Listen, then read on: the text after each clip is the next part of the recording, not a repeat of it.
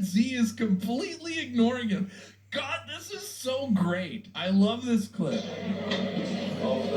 And then he looks over to Bolsonaro, like, let's shake hands. And look what happens.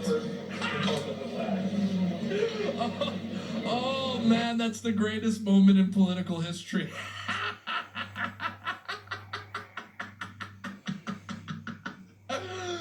Wah, wah. And over at this year's G20, things appear to not be much different, as apparently world leaders are just straight up ignoring Justin Trudeau. Look at this. A fragmented and challenging scenario, and the world needs Twiddling more, his thumbs. much more than that.